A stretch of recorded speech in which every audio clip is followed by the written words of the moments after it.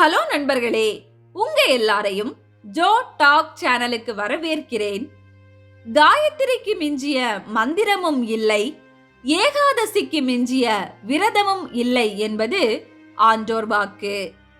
ஆம், அமாவாசை விரதம், பௌர்ணமி விரதம், சஷ்டி விரதம் என எத்தனையோ விரதங்கள் இருந்தாலும் அது எல்லாவற்றிலும் சிறந்தது என்றால் அது ஏகாதசி விரதம்தான். ஆனால் நம்முள் பலருக்கு இந்த ஏகாதசி விரதத்தின் சிறப்புகள் குறித்து பெரிதும் தெரியாது. ஒரு உண்மையான ஏகாதசி விரதத்திற்கு ஒரு ஜென்மத்தில் புரிந்த மொத்த பாவத்தையும் போக்கும் சக்தி உண்டாம். அதை ஒரு முறை அனுசரிப்பவருக்கு ஒரு அஸ்வமேத யாகத்தை நிகழ்த்தியதால் ஏற்படும் பலனும் உண்டாகுமாம். அன்றைய தினத்தில் பகவான் பெருமாளின் காலில் பட்ட ஒரு துளி தீர்த்தம் கங்கை நீருக்கு சமமான புனிதம் பெறுகிறதாம். அன்று பெருமாளின் திருவடியை தரிசிப்பது வைகுண்டத்தினை தரிசிப்பதை காட்டிலும் சிறப்பானதாம். கூடவே விஷ்ணு பகவானுக்கு பிரியமான அந்நாளில் உண்மையான விரதம் அனுசரிப்பவர்களுக்கு அவர் தன் சொர்க்கவாசலையும் திறந்து வைத்திருப்பதாகவும் புராணங்கள் கூறுகின்றன. இப்படி இத்தனை சிறப்புகள் மிகுந்த அந்த ஏகாதசி விரதத்தை கடைபிடித்த பூலோக மன்னன் ருக்மாங்கதன் என்பவனுக்கு பகவான் பெருமாளே தானே வந்து காட்சி அளித்ததாய் இதிகாசங்களும் கூறுகின்றன.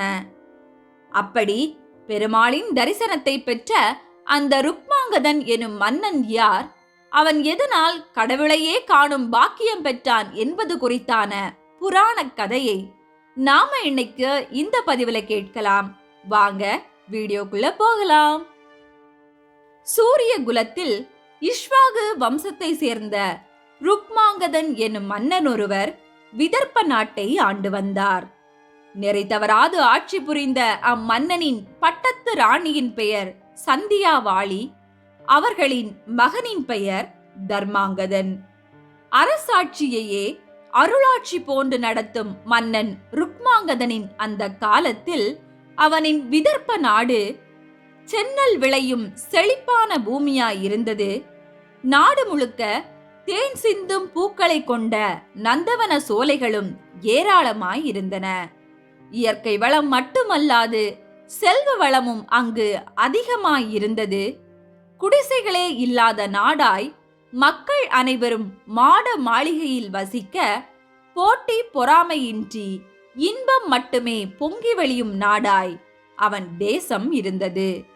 அங்கு மாறுபட்ட குணமின்றி மக்களிடையே இருந்த ஒற்றுமையை கண்டு இயற்கையும் பாடம் கற்று கிளியும் பருந்தும் கூட ஒற்றுமையுடன் நண்பர்களாயிருந்தன. இவ்வாறு பூலோகம் முழுக்க ருக்மாங்கதனின் புகழ் எங்கும் நிரம்பி கிடக்க அவனின் அந்த சிறப்பான ஆட்சியை குறித்து இந்திரலோகத்தில் இருந்த இந்திரனும் அறிந்தார். அதை அறிந்ததும் இந்திரனுக்கோ ஒரே ஆச்சரியம். அது எப்படி மண்ணுலக மன்னன் ஒருவன் இயற்கையும் கூட தன் கட்டுப்பாட்டின் கீழ் கொண்டு வர முடியும் என்று. ஆகவே இந்திரன் நாரதரை அழைத்து, நாரதரே, நீர் உடனே விதர்ப்ப நாட்டிற்கு சென்று உண்மை நிலையை அறிந்து வாரும் என கூறி அவரை பூலோகம் அனுப்பி வைத்தார். நாரதரும் அவ்வாறே பூலோகம் வந்து ருக்மாங்கத மன்னனை சந்திக்கும் பொருட்டு அவன் அரண்மனை வந்திருந்தார். மன்னனும் அவைக்கு வந்த நாரதரை எதிர்கொண்டு சென்று பூ மாலை சூட்டி அவரை அன்புடன் வரவேற்று விருந்தளித்தார். அனைத்தையும் கண்டு நிறைவடைந்த நாரதரும் மன்னனின் ஆட்சி சிறப்பானதே என்பதை ஆய்ந்தறிந்து அவ்விடம் விட்டு விடையளித்து மீண்டும் இந்திரலோகமும் திரும்பி வந்தார். வந்து இந்திரனிடம், தேவேந்திரா, நாம் கேள்வியுற்றது அனைத்தும் நிஜமே. உண்மையில் ருக்மாங்கதன் ஒரு சிறப்புமிக்க மன்னனே என தன் அறிக்கையை சமர்ப்பித்தார். அதே வேளையில் நாரதர் இந்திரலோகம் நுழைந்த அக்கணத்தில் இருந்தே எங்கும் ஒரு புதுவித வாசனையானது நிரம்பியது.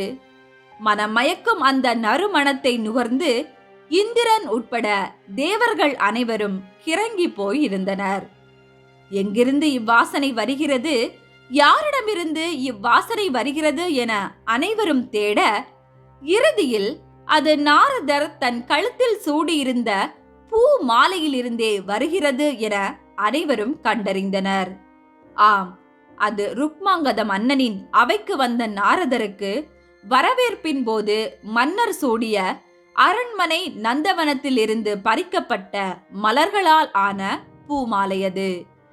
மனதை கவரும் அந்த நறு மலர்களின் பிறப்பிடம் அறிந்ததும் இந்திரனோ அனைத்தையும் மறந்து தன் சேவகர்களிடம், பணியாளர்களே, இன்று முதல் நீங்கள் இந்திரலோகம் முழுக்க ருக்மாங்கத மன்னனின் தோட்ட மலர்களை கொண்டே அழகுபடுத்த வேண்டும்.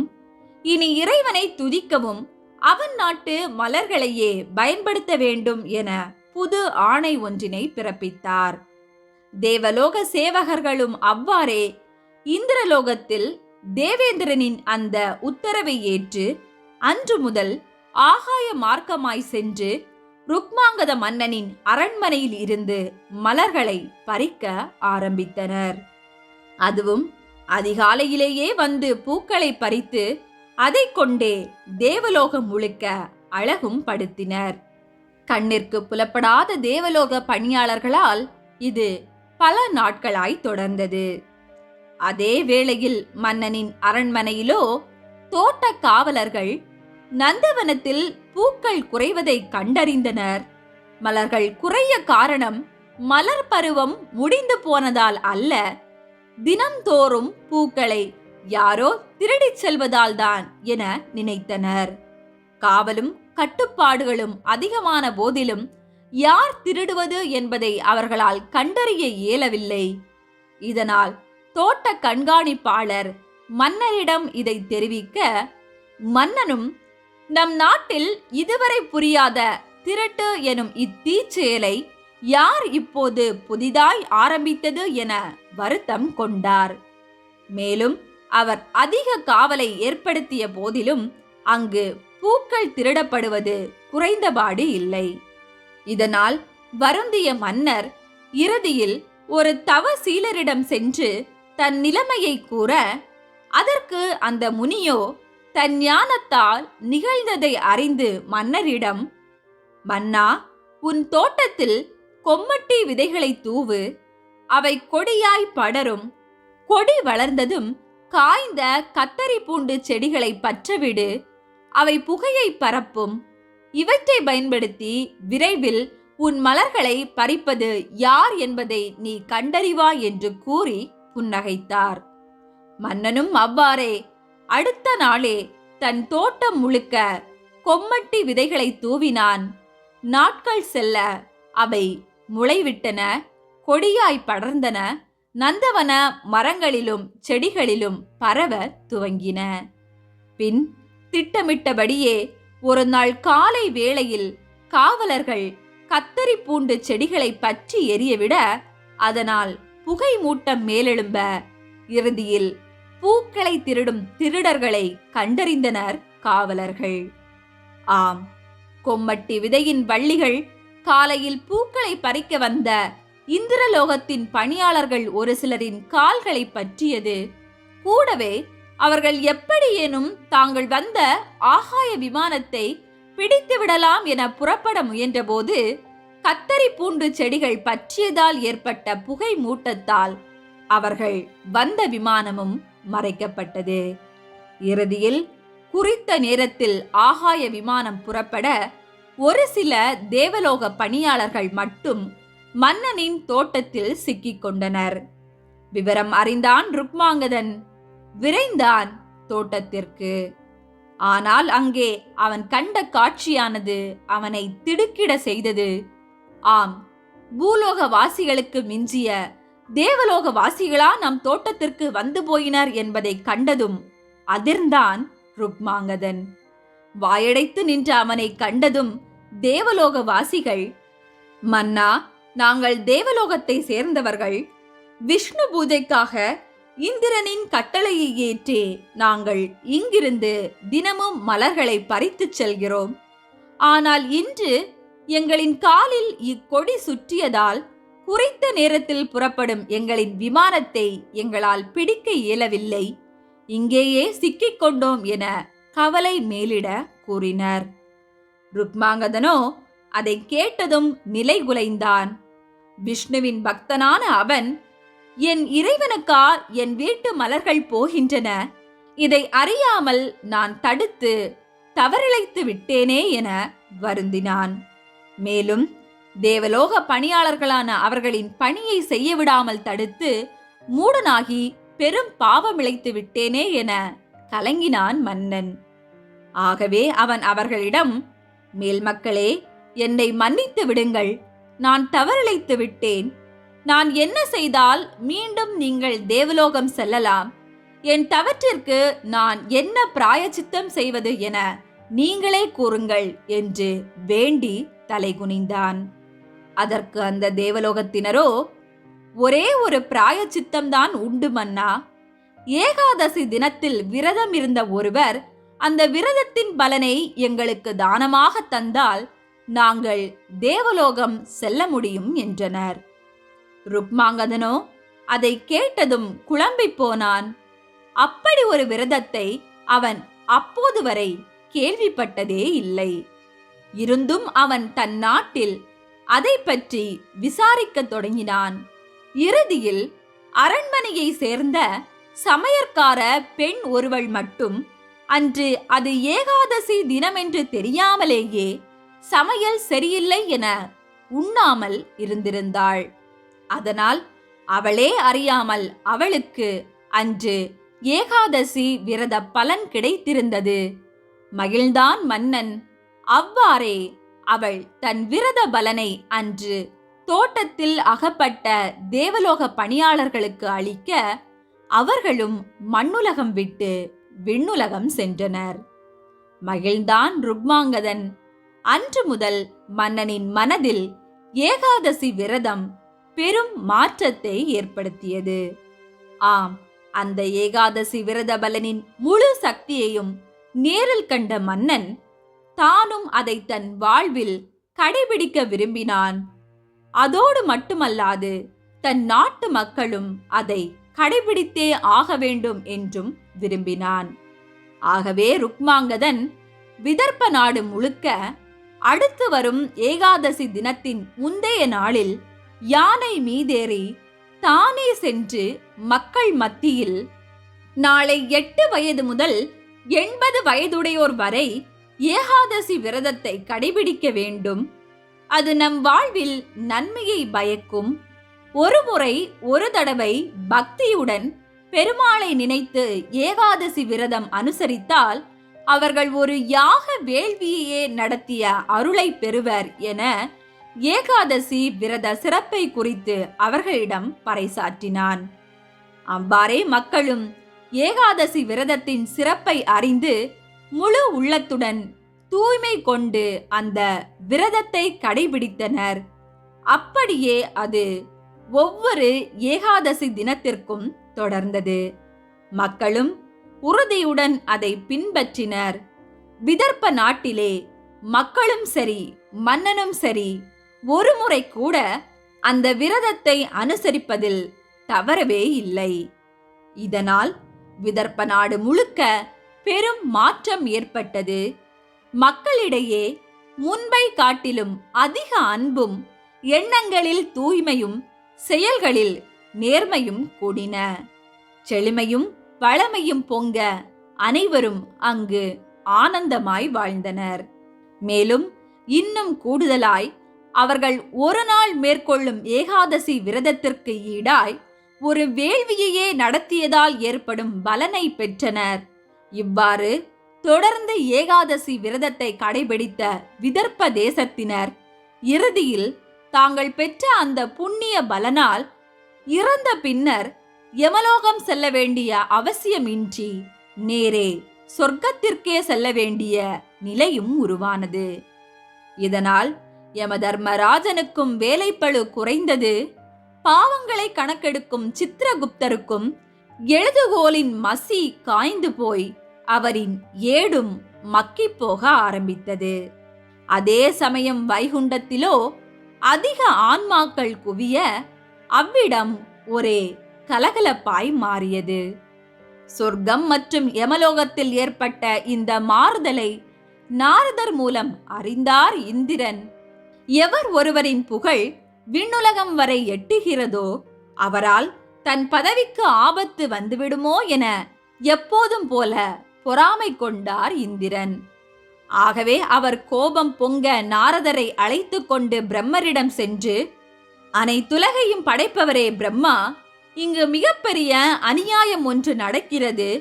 விதர்ப்ப நாட்டில் மக்கள் அனைவரும் சட்டத்திற்கு உட்பட்டு ஏகாதசி நாளன்று விரதம் இருக்கிறார்கள்.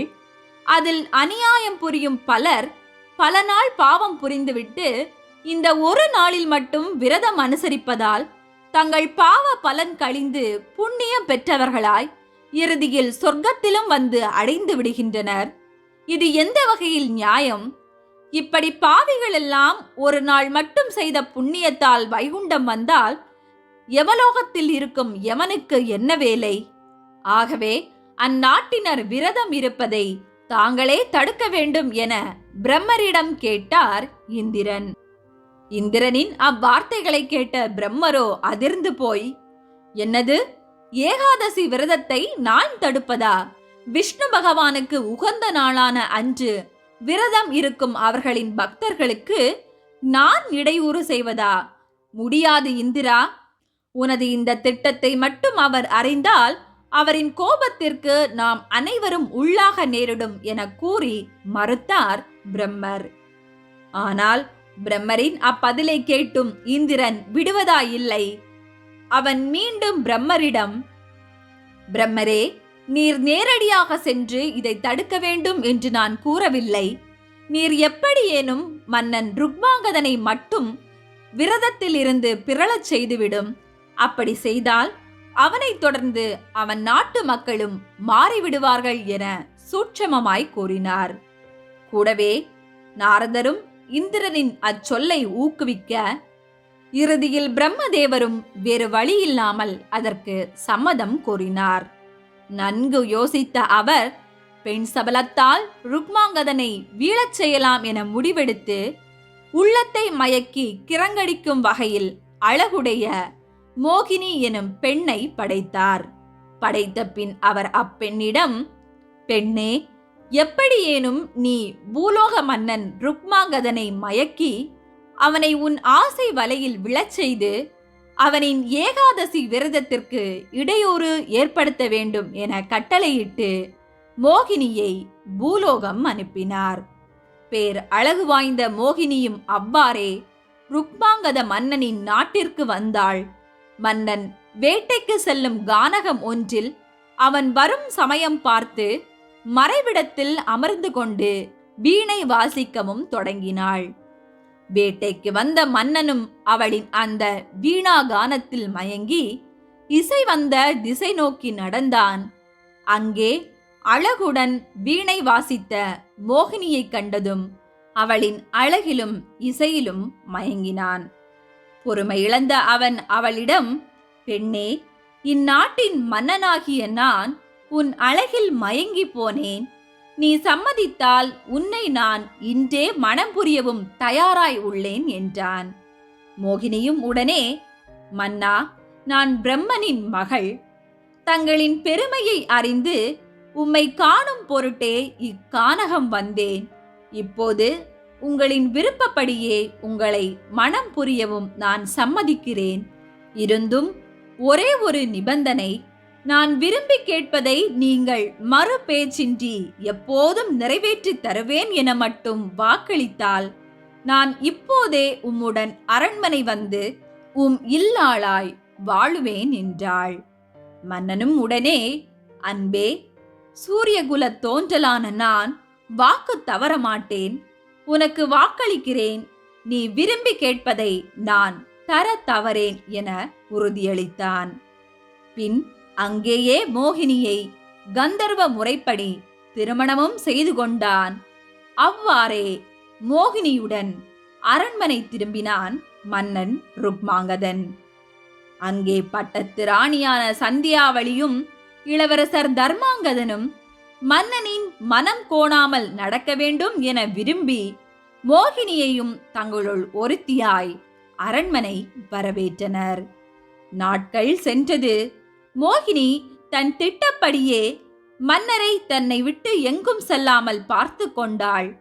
மெல்ல மெல்ல அவரை தன் வலைக்குள் சிக்க வைத்து எப்போதும் அவரை தன்னுடனே வைத்துக் கொண்டாள். இந்நிலையில் ஏகாதசி திதியும் வந்தது. அன்று வழக்கம் போல் மன்னன் எதுவும் உண்ணாமல் விரதம் இருந்தான். அதை அறிந்த மோகினி மன்னனிடம் வந்து, அரசே, விரதமும் உபவாசமும் நாட்டை ஆளும் மன்னர்களுக்கு வகுக்கப்பட்ட விதி இல்லை. அது குடிமக்களுக்கு மட்டும்தான். நாட்டையும் நாட்டு மக்களையும் காப்பது மட்டுமே பணி. ஆகவே நீர் இந்த விரதத்தை கைவிட்டுவிடும் என்று கூறினாள். மன்னனோ, என்ன பேசுகிறாய் என தெரிந்துதான் பேசுகிறாயா மோகினி? என் நாட்டில் என் உத்தரவின்படி மக்கள் அனைவரும் ஏகாதசி அன்று விரதம் இருக்கின்றனர். ஏன், என் மூத்த மனைவியான சந்தியாவளியும் விரதம் இருக்கிறாள். அதேபோல் நீயும் கட்டாயம் விரதத்தை அனுசரித்தே ஆக வேண்டும். அதற்கு பதில் என்னையா நீ தடுக்க விரும்புகிறாய் என சினம் கொண்டார். மன்னனின் அப்பேச்சை கேட்டு அதிர்ந்தாள் மோகினி. என்ன, நானும் விரதம் இருக்க வேண்டுமா என கூறிக்கொண்டே அவள், அப்படியெனில் மன்னா, நீர் நம் திருமணத்தின் போது நான் விரும்பி கேட்பதை தருவேன் என வாக்களித்தீர் அல்லவா? அதன்படி நான் இன்று நீங்கள் அன்னத்தை புசித்தே ஆக வேண்டும் என விரும்பி கேட்கிறேன். அதை நீர் செய்தாக வேண்டும் என்றாள். மன்னனோ அதை கேட்டதும் அதிர்ந்தான். மோகினியே, என்ன வார்த்தை இது? இதை மட்டும் நீ என்னிடம் கேட்காதே. நான் மக்களின் வழிகாட்டி. நானே விரதத்தை தவிர்த்தால் கடமையில் இருந்து தவறியவன் போலாகி விடுவேன் என கூறி அவளிடம் உன் வாக்கை திரும்ப பெற்றுக்கொள் என கெஞ்சினான். ஆனால் மோகினியோ மன்னனை விடுவதாய் தெரியவில்லை. அவள் தான் பூலோகம் வந்ததன் நோக்கம் நிறைவேற வேண்டும் என்பதற்காய் மன்னனின் விரதத்தை கைவிட வைப்பதில் முழு மூச்சாய் இருந்தாள். இந்நிலையில் விவரம் அறிந்து ஓடி வந்தாள் மன்னனின் பட்டத்து மகாராணி சந்தியாவளி. அவளும் மோகினியிடம், பெண்ணே, மன்னனின் விரதத்தில் நியாயம் உண்டு. மக்களின் நலனுக்காய் பல காலமாய் அவர் இந்த ஏகாதசி விரதத்தை கடைபிடித்து வருகிறார். ஆகவே அவரை விட்டுவிடு என வேண்டினாள். ஆனால் அது எதற்கும் உடன்படாத மோகினியோ, ஒன்று மன்னன் எனக்களித்த வாக்கை நிறைவேற்ற வேண்டும், இல்லையேல் அவரின் ஒரே மகனான தர்மாங்கதனின் தலையை இவரே தன் உடைவாளால் வெட்டி என் கைகளில் தர வேண்டும் என்றாள். அதிர்ந்தாள் சந்தியாவாளி. அவள் மோகினியிடம், துர்புத்தி கொண்ட பெண்ணே, நீ வேண்டுமென்றே என் குடும்பத்தில் புகுந்து இத்தீச்சையில் நடக்க துணை புரிகிறாய். என் மகனின் உயிருக்கு பதிலாய் என் உயிரை வேண்டுமெனில் பெற்றுக்கொள், அவனை விட்டுவிடு என்று மன்றாடினாள். இருந்தும் மோகினி இளவரசன் உயிரே வேண்டும் என்று பிடிவாதமாய் இருந்தாள். அவளின் அந்த முடிவை கேட்டு அரசவையே அதிர்ந்தது. மன்னனோ இருதலை கொள்ளி எறும்பாய் தவித்தான். மன்னனின் அந்த தர்ம சங்கடமான நிலையை உணர்ந்த சந்தியாவளியோ அவரிடம், மன்னரே, நீர் வருத்தம் கொள்ளாதீர். நமக்கு வாக்கும் கடமையும் தான் முக்கியம். என் பிள்ளையை கொல்ல நான் சம்மதிக்கிறேன். ஒரு பிள்ளையை 10 மாதம் கருவில் சுமந்து வளர்ப்பதால் தந்தையை விட தாய்க்கே உரிமை அதிகம். அப்படி இருக்க தர்மத்தையும் கொடுத்த வாக்கையும் காப்பாற்ற நான் பெற்ற பிள்ளையை நானே கொல்ல சம்மதிக்கிறேன் என கூறினாள். தர்மாங்கதனும் உடனே, அப்பா, உங்கள் வாக்கையும் கடமையும் காப்பாற்ற நான் என்னை அர்ப்பணிக்கிறேன். பூமியில் பிறந்த ஒவ்வொருவரும் ஒரு நாள் இறந்தே ஆக வேண்டும். ஆகவே நான் என் தாய் மடியில் தலை சாய்க்க என் தந்தையின் கைகளால் மடிவது எனக்கு பேரே என கூறி தன் உயிரை விட தயாரானான். அவ்வாறே சந்தியாவளி தரையில் அமர தர்மாங்கதன் தன் தாயின் மடியில் தலை சாய்த்தான். தந்தையே, என் தலையை வெட்டுங்கள் என கூறி தயாரானான். மோகினியோ இவை எதை கண்டும் இறங்காமல் இதன் முடிவுதான் என்ன என்பதை காண்பதில் மிகவும் ஆர்வமாயிருந்தாள். இறுதியில் ருக்மாங்கதனும் தன் நெஞ்சை கல்லாக்கிக் கொண்டு ஏகாதசி விரதத்தை எந்த வகையிலும் நான் கைவிட மாட்டேன் என கூறியபடியே தன் உடைவாளை ஓங்கினான். அப்போது திடீரென பூமி அதிர்ந்தது, வானம் இருண்டது. அதே சமயம் எதிர்பாராத விதமாய் மோகினி உட்பட அங்கு குழுமியிருந்த அனைவரும் மயங்கி கீழே விழுந்தனர். பின் ஒரு பிரகாசமான ஒளியுடன் ருக்மாங்கதனின் அந்த மன உறுதியை கண்டு மகாவிஷ்ணுவே அப்போது அங்கே அவர்கள் முன் தோன்றினார். ஆம், விஷ்ணு பகவானே அப்போது ருக்மாங்கதனின் முன் தோன்றி அவனின் அந்த செயலை தடுத்து நிறுத்தி, பக்தனே, உனது மற்றும் உனது குடும்பத்தினரின் அளவிடப்பட முடியாத பக்தியை கண்டு நான் மெச்சுகிறேன். ஏகாதசி விரதம் கடைபிடிப்பதில் இத்துணை உறுதி கொண்டவர்களான உங்களுக்கு இப்போதே என்னுடன் வைகுண்டம் வர அனுமதி அளிக்கிறேன். வாருங்கள், நாம் இப்போதே வைகுண்டம் செல்லலாம் என்றார். அவ்வாறே ருக்மாங்கதன், சந்தியாவளி மற்றும் தர்மாங்கதனின் உடல்கள் ஜடமாய் தரையில் விழுந்தன. அவர்களின் ஆன்மாவானது விஷ்ணு பகவானுடன் அப்போதே வைகுண்டம் சென்றது. அதே சமயம் மயக்கம் தெளிந்து எழுந்த மோகினியோ அங்கு தர்மாங்கதனின் தலை வெட்டப்படாத நிலையில் 3 உடல்கள் மட்டுமே கிடப்பதைக் கண்டு அதிர்ச்சியடைந்தாள். பின் நாரதர் மூலம் நடந்ததை அறிந்த அவள் சினம் பொங்க தன்னைத்தானே எரித்து சாம்பலாக்கியும் கொண்டாள். ஆனால் அவள் புரிந்த அந்த பாவ செயலால் வாயு பகவான் அவளுக்கு தண்டனை அளிக்க விரும்பி அவள் ஆன்மாவை மேலுலகம் எடுத்துச் செல்ல மறுத்தார்.